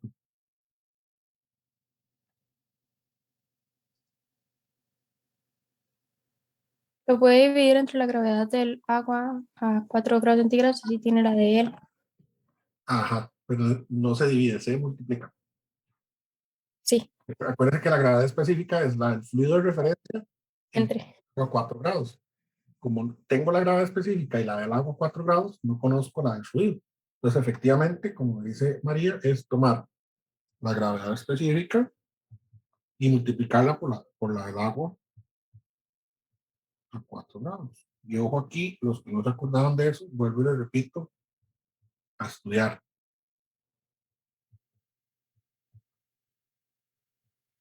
Por la gravedad, por H. ¿Verdad? H me dijeron que eran 2 metros. ¿Ok? Entonces tengo la presión 2 más rho, que es 0.87 por mil, por G, que es 9,81, por H, que es 2. Ya tengo todo lo necesario para calcular la presión 1, que la presión 1 nos estaría dando 517,069 pascales. ¿Ok? Ya tengo la presión en el punto 1, pero me estaban pidiendo la fuerza. Entonces ahora digo que la fuerza 1 es igual a 517,069 pascales por 0.01 metro cuadrado, y eso me da 51,70 newton. Ahora díganme ustedes, donde dice compare y comente, ¿qué tenemos? ¿Qué pasó?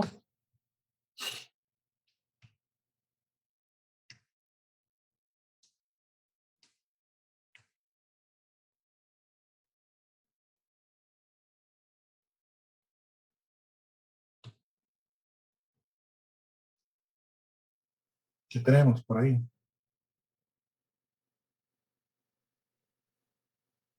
Que aumentó la fuerza, profe. Que tenemos que aumentar la fuerza aplicada. ¿Para qué?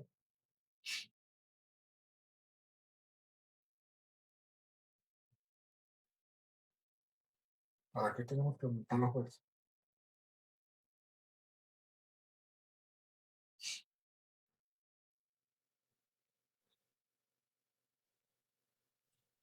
Para aumentar la altura entre los émbolos. Para poder aumentar la altura entre los émbolos, efectivamente, ¿verdad? Entonces vean que la cantidad de fuerza que tenemos que aplicar en este momento no es tan significativa, ¿verdad? Casi, bueno, fue 1.7 newton para poder aumentar 2 metros de elevación. ¿No? Eso nos deja muy favorable ahí la ventaja mecánica, ¿verdad? Que era lo que decía con esa proporción de por ahí. ¿Alguna duda con el ejemplo en este ejercicio? Por ahí vimos un poco la aplicación de Pascal. Ahora tenemos algunos dispositivos que se utilizan para realizar mediciones de presión, ¿verdad? En diferentes aspectos. Uno de ellos es el barómetro. Estuvimos hablando del barómetro cuando hablamos también del tema este de capilaridad, ¿verdad? Dijimos que la presión atmosférica se va a medir con este dispositivo que se llama barómetro. Como les digo, consiste más o menos también en la aplicación de el tema de capilaridad, pues para poder hacer la medición de la columna de fluido en el instrumento. La presión atmosférica es a menudo llamada también como presión barométrica porque se usaba comúnmente este instrumento para medir. Una unidad de presión que se usa con frecuencia es la atmósfera estándar, la cual se define como la presión producida por una columna de mercurio de 760 milímetros de altura a 0 grados Celsius. Recordemos que la densidad del mercurio es 13.595 kilogramos por metro cúbico bajo la aceleración normal de la gravedad. Entonces, este es el barómetro. Explica un poco los principios que estábamos viendo ahorita y también los de capilaridad que vimos. ¿No? Recordemos que aquí, vean los meniscos que tenemos, ¿verdad? Son hacia abajo. Eso quiere decir que el fluido no moja la superficie, ¿verdad? Luego tenemos esa columna H que se da por capilaridad de mercurio, pero básicamente la forma en la que este elemento trabaja es que, bueno, aquí tenemos la presión atmosférica. Esa presión atmosférica va a trabajar sobre esta superficie libre de fluido, ejerciendo una presión. Esa misma presión de ahí, ¿verdad? Como el vaso es comunicado y contiene el mismo fluido, pues la presión en este punto va a ser la misma presión en este punto de aquí adentro. ¿Ok? Entonces, la presión atmosférica que se va a sentir aquí va a influir a que esta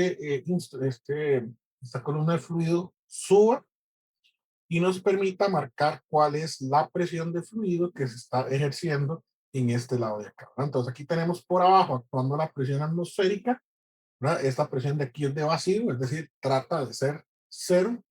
Y tenemos que la presión sería entonces básicamente el peso de la columna de fluido que tenemos en el instrumento. Luego tenemos algunos otros tipos de barómetros, ¿verdad? Que son también de varios tubos. Ya vimos también en uno de los videos que no importa la forma ni el volumen que contenga el recipiente, siempre y cuando los vasos estén comunicados entre sí y contengan el mismo fluido, el nivel del fluido va a ser el mismo, ¿verdad? Van a ser los mismos niveles. Un poco a tema de, hablando de gases, ¿verdad? Los gases, recordemos que se ven un poco afectados por la altura, a diferencia de los fluidos que dijimos que se iba a despreciar el cambio de la densidad con respecto a la altura. Eso quiere decir que hay lugares donde hay menos densidad de aire que en otros lugares. Por ejemplo, si nosotros estuviéramos a nivel del mar, ¿verdad? No sé, en Punta Arenas, en Limón, la densidad del aire que nosotros tenemos ahí va a ser muy diferente que si nos vamos para el volcán Irazú o para el Chirripó, ¿verdad? Y en esos puntos de ahí nos va a costar más respirar porque la densidad del aire es menor, y eso también lo notamos cuando utilizamos, por ejemplo, vehículos, ¿verdad? Recordemos que los vehículos utilizan el aire para realizar la mezcla de combustión. Entonces el aire que ellos toman tiene una densidad menor y eso va a hacer que la eficiencia del vehículo sea menor a que si tuviéramos ese mismo vehículo operando, por ejemplo, a nivel del mar.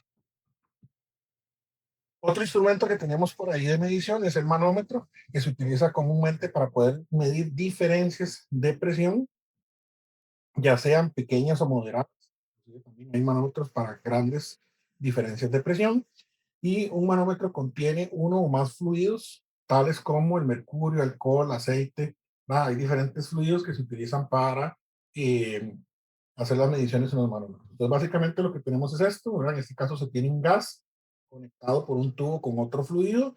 Entonces, lo que se hace es conectar el punto donde queremos medir la presión y eso nos va a dar una diferencia de altura en un punto determinado. Entonces, si nosotros tomamos este punto de acá entre 1 y 2 de referencia, vamos a decir que la presión en el punto 2 de acá, ¿verdad? Va a ser la presión atmosférica más la columna de este fluido de acá. Y como en este punto de acá los vasos están comunicados y tenemos el mismo fluido con la capa límite con el gas, pues en ese mismo punto tenemos la presión que se está sintiendo aquí en 2. ¿Okay? De esa forma podemos obtener presiones diferenciales siempre manométricas. Algunos manómetros utilizan tubos inclinados o un tubo inclinado, ¿verdad? Con el fin de aumentar la resolución o la precisión cuando se va a realizar la lectura del fluido, ¿verdad? Eso hace que el menisco que se nos hace, ¿verdad? En la columna, pues se vea, digamos, de una forma mejor a la hora de que el tubo está inclinado. Estos dispositivos se llaman manómetros de tubos inclinados. Aquí estamos viendo una imagen de un tubo simple nu, ¿verdad? Con una alta precisión que se indica aquí al lado derecho, ¿verdad? Estos son los manómetros convencionales, ese de ahí es de alcohol. También tenemos algunos manómetros que utilizan capas de fluidos apiladas, ¿no? El cambio de presión a través de la capa de fluido y de la densidad va a ser igual, ρg por h. Aquí tenemos un ejemplo, este tipo de manómetros que utilizan capas de fluidos apiladas es porque una sola capa de fluido para poder hacer la medición de presión tendría que ser muy alta. Entonces, por ejemplo, si nosotros necesitamos hacer una medición de presión y utilizamos alcohol, pues resulta que necesitaríamos 1 metro de columna de alcohol para hacer una medición, ¿verdad? Mientras que si utilizamos mercurio, bueno, ya sería 1 centímetro. Entonces pasamos de 1 metro a 1 centímetro. Pero si ya utilizamos alcohol y mercurio, entonces baja todavía más eh, la capa de fluido y eso hace que podamos hacer mediciones mucho más grandes. Siempre recordando que la presión en este punto 1 sería la presión atmosférica más el peso por la altura de este fluido, más el peso por la altura de este fluido, más el peso por la altura de este fluido. Y así si tenemos más capas de fluido apiladas, ¿verdad? Siempre va a ser el peso específico por altura de la primera capa de fluido, más el peso por la altura del segundo, más el peso por la altura del tercero.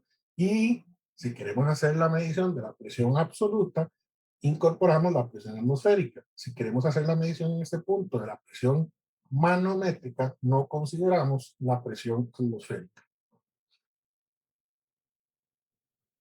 La medición de la caída de presión a lo largo de una sección horizontal de flujo o de un dispositivo de flujo se realiza con manómetros diferenciales. Más adelante, cuando empecemos a darle movimiento a los fluidos, vamos a ver cómo se comporta la presión en estos puntos. Pero se utilizan instrumentos de medición diferencial para poder hacer la medición de la presión en 2 puntos determinados a partir de la columna de fluido que contenga. ¿Cómo lo haríamos? Pues sería igual. La presión en el punto 1 más ρg por A más H, ¿sí? Que es este punto, ρ por G por A más H, ¿verdad? De aquí arriba, menos, porque vamos para arriba, ¿verdad? Menos esta columna de fluido que tenemos acá, ρ1 por G por H es igual a la presión en 2. Entonces vamos a decir que la presión 1 más la presión 2, estas presiones, sería igual a la densidad del fluido 1 menos la densidad del fluido 2 por G por H. ¿Okay? Entonces, estos son instrumentos de medición que también se utilizan cuando tenemos fluidos en movimiento. Otro de los instrumentos que también se utilizan es uno que se llama tubo de Bourdon, que lo que consta es de un tubo metálico hueco que se dobla, ¿no? En forma de gancho o de espiral, cuyo extremo se cierra, ¿verdad? Se estripa por ahí para que quede cerrado y se conecta a una aguja indicador de carátula. Entonces, cuando la presión entra por ese tubo, como está arrollado o doblado, va a tender a estirarlo, ¿no? Entonces, cuando él tiende a estirarlo por la presión, hace que la agujilla se mueva y empieza a hacer la medición.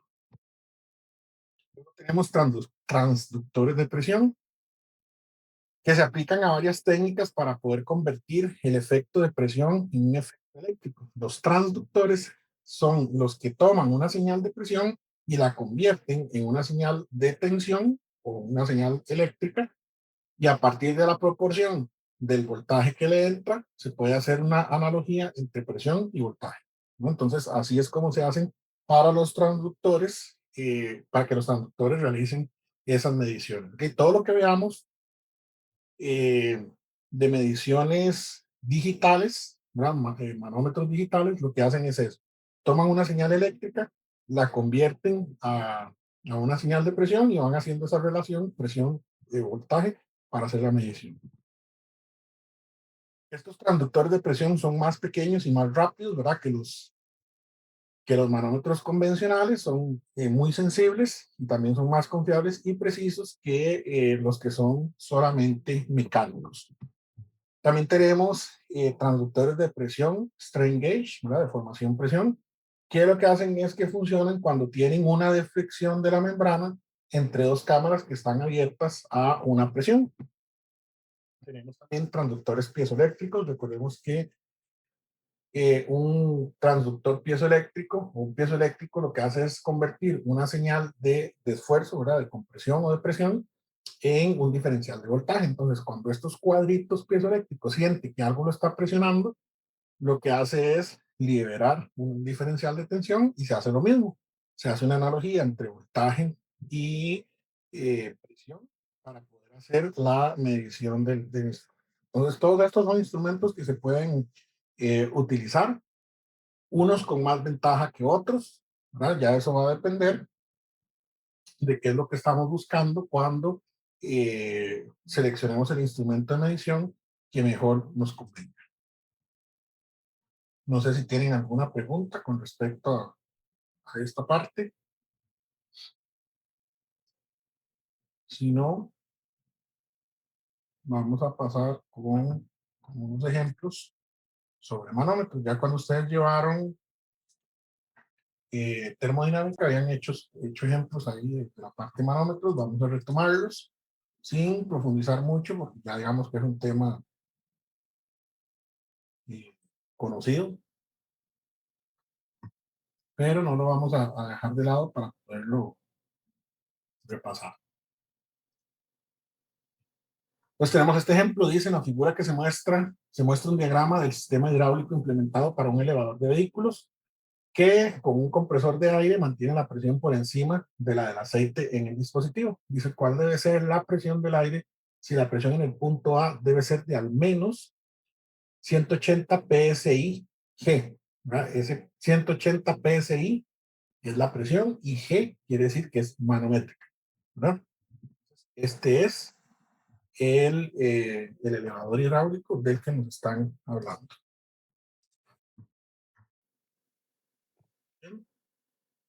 Entonces nos vamos a esta parte de acá. Nos decía el enunciado en la figura que se muestra, nos pedían calcular la presión del aire si la presión en el punto A debe ser al menos 180 psi.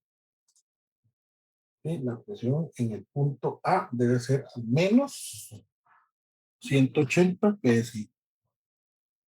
¿Sí? Entonces, conociendo la presión en el punto A, vamos a calcular cuál debería ser la presión del aire. Entonces, vamos a decir que la presión del aire va a ser igual a la presión en el punto A, la presión en el punto A. Esta presión del punto A contiene el mismo fluido acá, ¿verdad? Entonces, vamos a decir que la presión en este punto es más o menos por ahí, ¿verdad? Más o menos. Ahí en línea recta. Va a ser la misma en este punto de acá.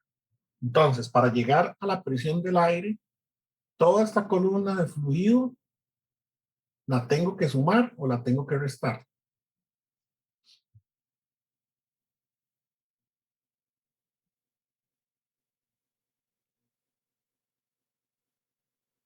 Desde este punto de acá, para llegar aquí donde está el aire, tengo que restar o sumar esta columna de fluido. Restarla, ¿Por qué?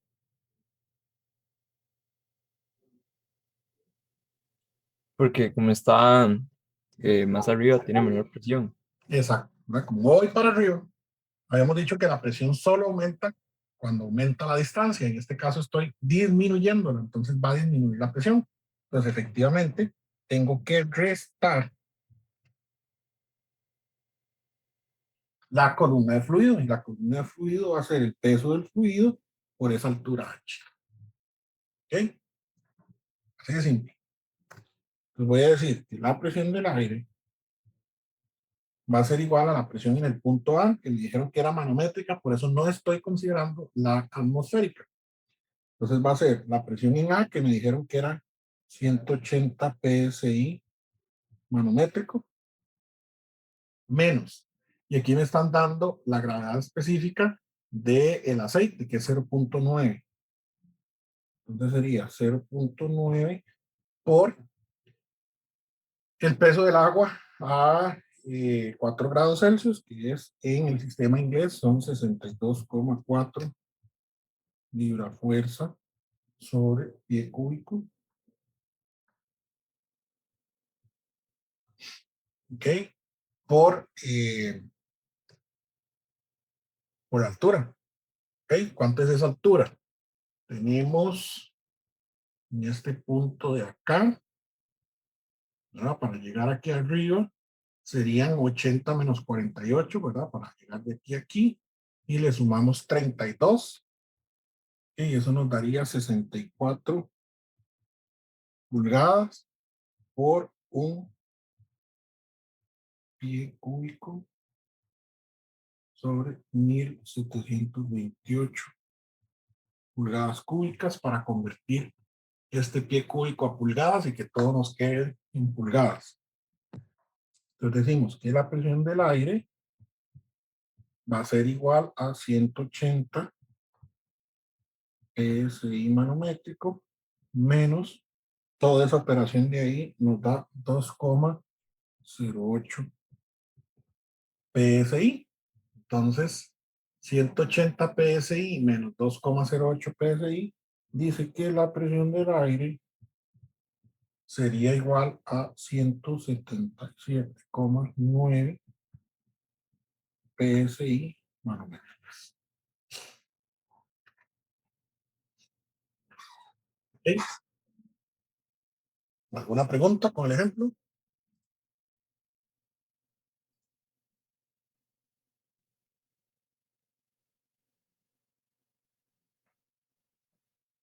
Ok, vamos con otro ejemplo.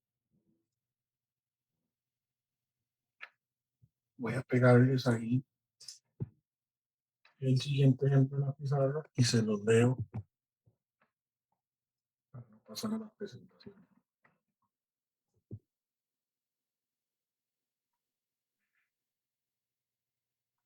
Y tenemos este otro, dice la figura que se muestra es una máquina para lavar ropa. La bomba extrae fluido de la tina y lo suministra a la pileta de desagüe. Calcule cuál sería la presión en la entrada de la bomba cuando el agua está estática si la solución de agua jabonosa tiene una gravedad específica de 1.15. Entonces aquí tenemos la bomba y lo que nos piden es calcular cuál es la presión en la entrada de la bomba, en este punto de aquí, si ese jabón que tiene ahí o esa agua jabonosa tiene una densidad, una gravedad específica de 1.15. ¿Ok? Entonces, vamos a decir que la presión en la entrada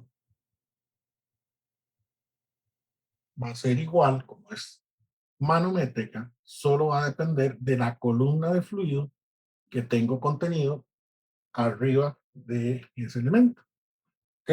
Me dicen que la gravedad específica, bueno, eso sería el peso del fluido por la altura. Entonces, la presión en la entrada sería igual a la gravedad específica, 1.15, por el peso del agua, 9,81 kilonewton por metro cúbico, por la altura que dice que es 375 por 10 a la menos 3 metros. ¿Verdad? Y esa presión en la entrada viene siendo igual a 4,23 kilopascales. Como no estoy considerando la presión atmosférica, tengo que indicar que es manométrico. ¿Ok? Un ejemplo sencillo. Muy común utilizarlo, ¿verdad? En todo lo que son esos dispositivos que se tienen en los hogares. Vamos con otro ejemplillo por ahí. igual de aplicaciones, digamos que residenciales. Tenemos este tanque elevado, ¿verdad? Que usualmente se utilizan en los hogares para tener agua disponible y además a presión, ¿no? Entonces se dice, un tanque elevado similar al que se muestra en la figura forma parte de un sistema de suministro de agua que se construirá en un pequeño pueblo. Encuentre la elevación necesaria al tanque si se requiere que la presión manométrica mínima sea de 160 kilopascales en la toma del agua cuando ésta se encuentra estática. Tenga en cuenta que el nivel calculado establecerá la altura del fondo del tanque cuando éste esté casi vacío. Entonces, nos están diciendo, digamos, cuál sería la presión mínima que debe tener ese elemento.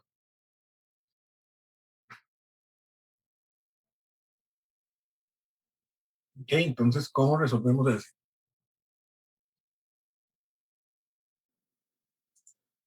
Profe, ¿puede poner el enunciado? Tengo entendido que lo que uno debe hacer es despejar la altura de la misma ecuación que usamos antes, ¿no? O no sé si estoy confundido. Sí, más o menos. Ese es el enunciado. Nos están diciendo cuál es la presión que debería tener en este punto de acá y nos piden cuál sería esta altura de acá si la presión mínima en este punto debe ser de 160 kilopascales. Entonces, aprovechando que ya estamos por aquí en las presentaciones, vamos a buscar una que vimos al puro inicio, que es la que nos da a nosotros esa solución, que es esta de acá, ¿verdad? Habíamos dicho que la presión abajo era igual a la presión de arriba más el peso del fluido por la altura. Si conocemos la presión de abajo, ¿verdad? Para calcular la altura, mira cómo está. Habíamos tomado la presión de descarga y la habíamos dividido entre el peso del fluido. Entonces es hacer esto mismo de acá. Vamos a decir que con esa presión mínima de descarga que nos pusieron ahí, de 160 kilopascales, vamos a decir que H es igual al cambio de presión entre el peso del fluido. ¿Ok? Entonces, nos están pidiendo 160 kilopascales y eso lo tenemos que dividir entre 9,81 kilonewton por metro cúbico.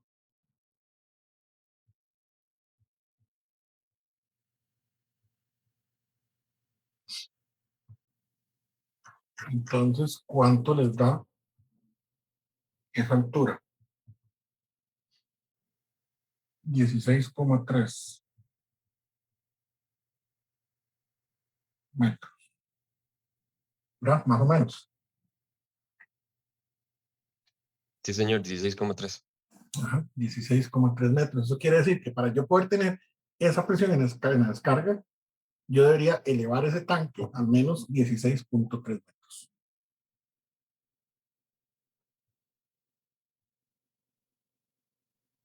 ¿Está claro?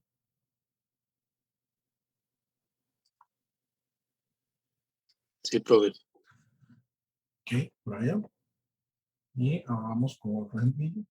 Ven que esta parte de estática de fluidos hasta este momento viene siendo relativamente sencilla. Tenemos este otro, dice, un recipiente con fluidos múltiples está conectado a un tubo en U, que es este de acá. ¿Cómo se muestra en la figura? Para las gravedades específicas y las alturas de columnas de fluidos dadas, determina la presión manométrica en el punto A. Además, determine la altura de una columna de mercurio que crearía la misma presión en A que todos estos fluidos. ¿Ok? Entonces, voy a buscar el dibujillo. Vamos.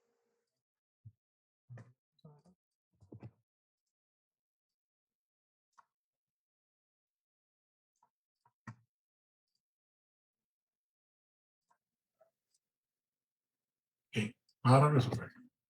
Este tipo de ejercicios, pues es sencillo, ¿verdad? Lo único que hay que tener cuidado de cómo vamos planteando la ecuación. Entonces vamos a partir desde este punto de acá arriba, ¿no?, donde está el triangulillo.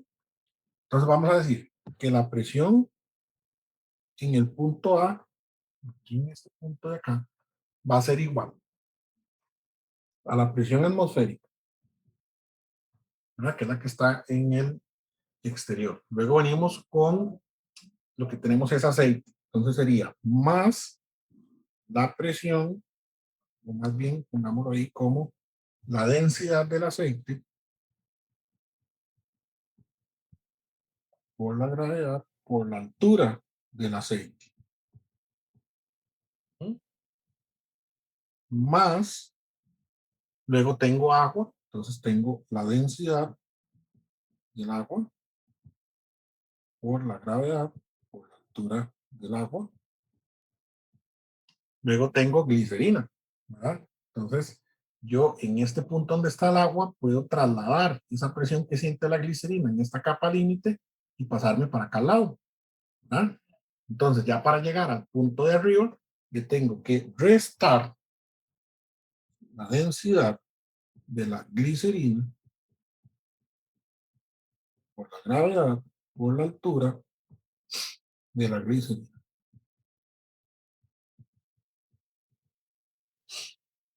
¿Ok?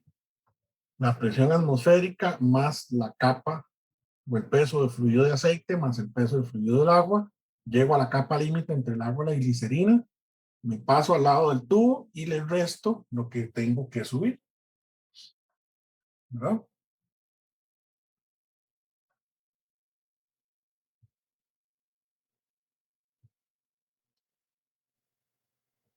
Entonces, como me pedían que calculara la presión manométrica, esta de aquí no la voy a considerar, que es presión manométrica y no considera la atmosférica. Entonces voy a decir que la presión en A manométrica va a ser igual a la densidad del aceite, ¿sí? Pero no me dan la densidad del aceite, me dan la densidad específica del aceite, ¿verdad? La densidad específica del aceite por la densidad del agua, por la gravedad, por la altura del aceite,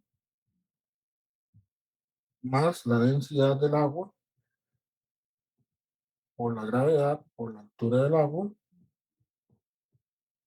menos la densidad de la glicerina.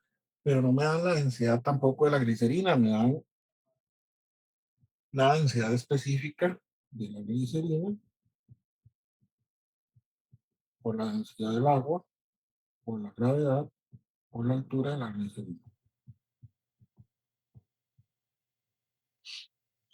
Ujú. Entonces, como me decían que suponiera que la densidad del fluido era constante, entonces voy a decir que todas esas densidades del agua son constantes, o sea que es la misma.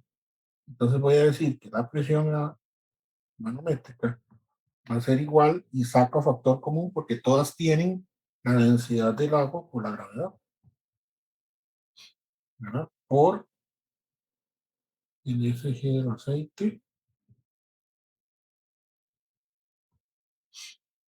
por el SG del aceite más el SG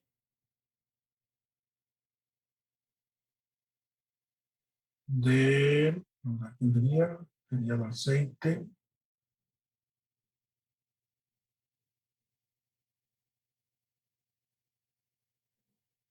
más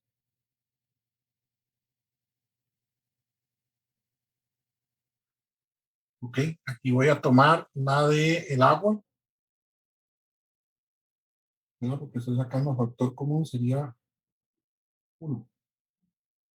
1 por el H del agua. Menos el SG, bueno, aquí me falta el H.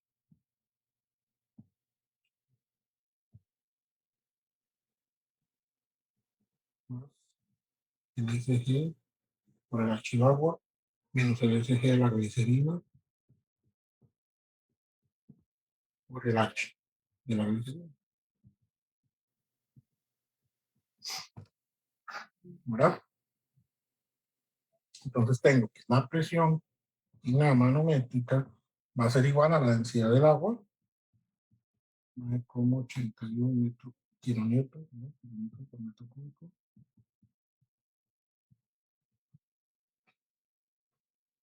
por, no, ahí está el peso específico, que es la densidad por la gravedad, 9,81 kilonewton por metro cúbico. Ese es el peso del fluido.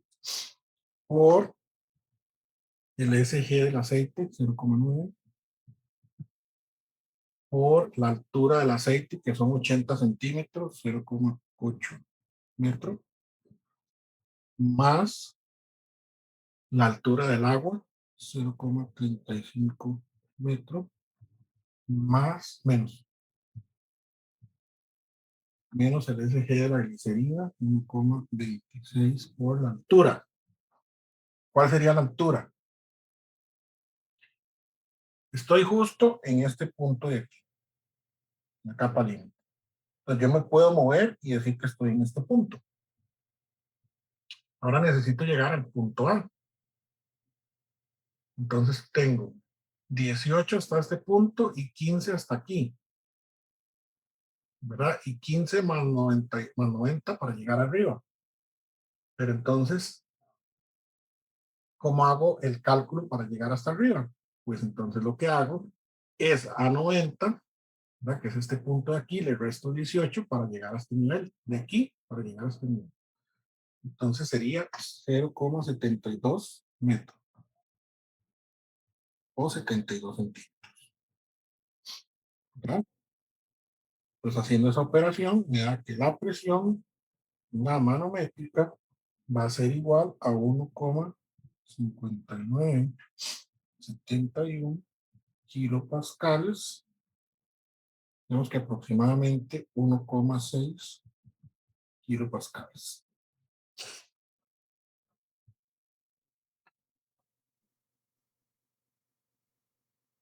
¿Ok? Esa es la parte A. Ahora, la parte B.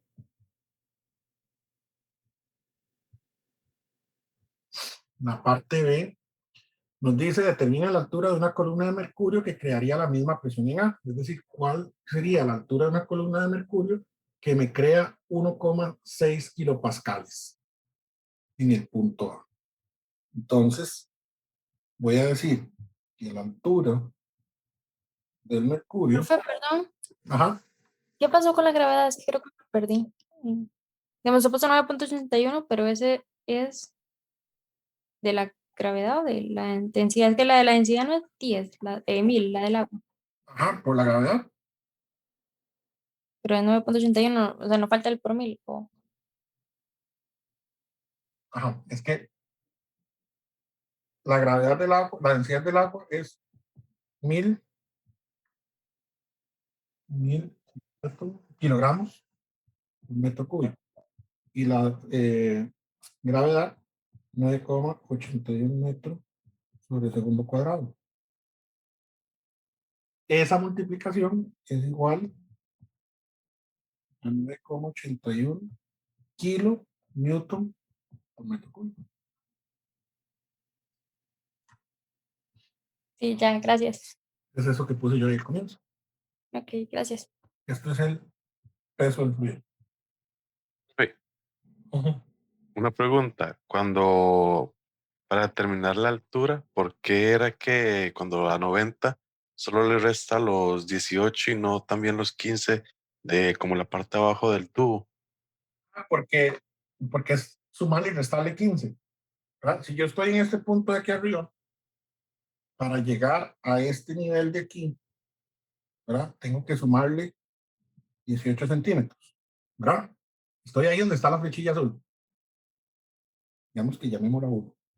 Ahora, para llegar a donde está la flechilla 2, tengo que sumarle 15 centímetros, ¿verdad? Y ya estoy en el fondo del tubo.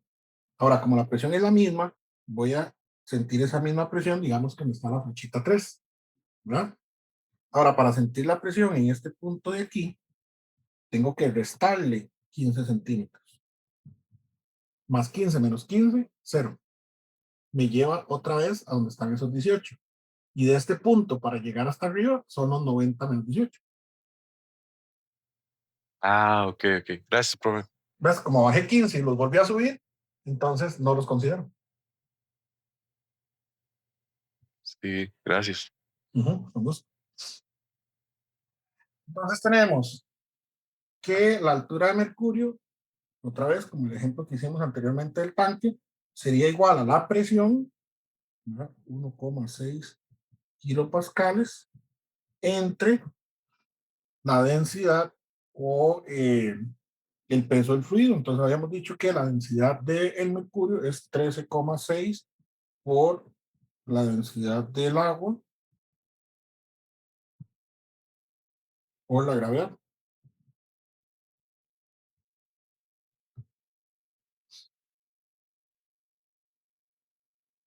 ¿Verdad? La densidad del mercurio, 13,6, la específica, por 1000 kilogramos metro cúbico, que es el agua a 4 grados, por la gravedad, que es 9,81, y eso nos da que la altura equivalente solo en mercurio de todo ese contenido debería ser aproximadamente 1,20 centímetros. ¿Ok? Entonces vean la diferencia. Tengo 80 centímetros de un fluido, más 18 me da 98, más 35.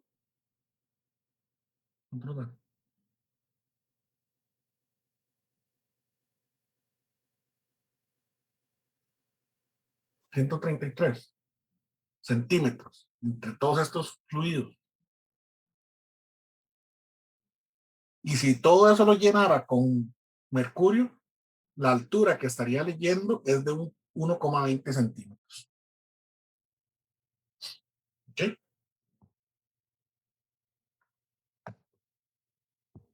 ¿Una pregunta? Los ejercicios. Vean que tenemos que manejar muchos conceptos, por eso vuelvo y les repito. Repasen, ya vamos por el capítulo que es como el 4 del libro.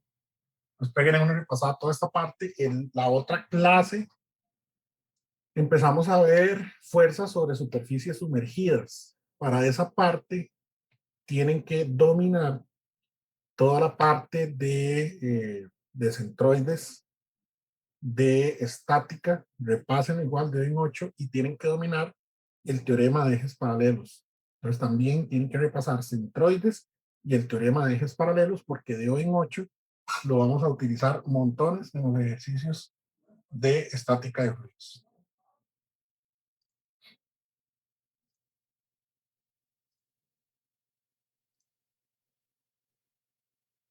¿Alguna pregunta?